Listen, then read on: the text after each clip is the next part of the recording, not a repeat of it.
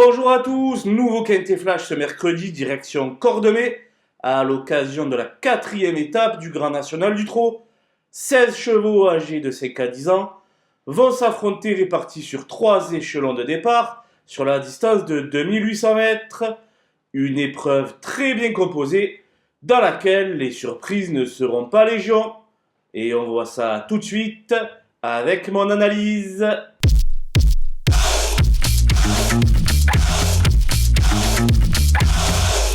Les bases avec le 11 Ibiki de Well qui représente la classe au départ de cette étape. Revenir sur un anneau plat ne sera pas pour lui déplaire et pourrait lui permettre de retrouver le chemin du succès. Le 13 Galileo Bello vient de terminer dans la même seconde qu'Ibiki de Well, le devançant de très peu. Confirmé dans cette catégorie, il a beaucoup d'atouts dans son jeu. Le 5 Y de Ceylan monte en condition avec sa belle deuxième place du côté de Laval. Il forme un tandem très performant avec David Thomain et fait office de solide point d'appui. Les opposants avec le 2 Gold Star qui s'est montré très courageux en dernier lieu sur le plateau de Gravel pour retrouver le goût de la victoire. Ses adversaires devront l'avoir à l'œil car il va faire sa course. Le 7 Falco du Douai vient de se classer 3e derrière Gold Star en abaissant son record personnel. Désormais, une confirmation est attendue. Le 10, Have a Dream, n'est pas des plus réguliers, mais sa chance théorique saute aux yeux.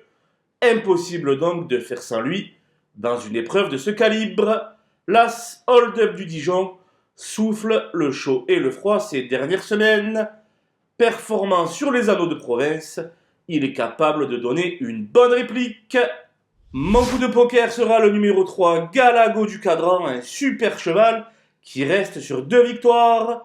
2 bémols cependant, il est beaucoup moins confirmé corde à gauche et n'aura pas de cash driver à son sulky. Cela étant, sa présence à l'arrivée n'aurait rien d'infamant. Les outsiders avec le 6 Franklin Park, 5e de la 2e étape du côté de Marseille. Un nouveau classement de ce genre ne semble pas utopique, loin s'en faut. Le 9 Honky Tonk Blues a quitté le sud et les box de Nicolas Hench pour arriver dans ceux de Bruno Marie. Dénué de marge, la 5e place pourrait tout de même lui échoir en cas de défaillance. Le 4 Falcon d'Espace n'a qu'un parcours dans les jambes depuis la fin du mois d'octobre, sans doute pas suffisant pour rivaliser à ce niveau. Le 8 Flower by Magalou est barré par plusieurs de ses rivaux du jour. Prendre une petite allocation serait déjà une belle performance. 4 concurrents s'élancent ici avec a priori aucune chance de disputer l'arrivée. C'est le cas des 2 représentants de Jean-Michel Bazir, le 14 Éveil du Châtelet et le 15 Gigolo Lover, ainsi que pour le 12 Filou d'Anjou, tous les 3 en mode préparation pour une prochaine épreuve sous la selle.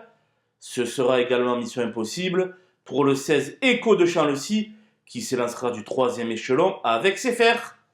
Voilà, nous avons passé en revue les 16 partants de cette 4e étape du Grand National du Trot.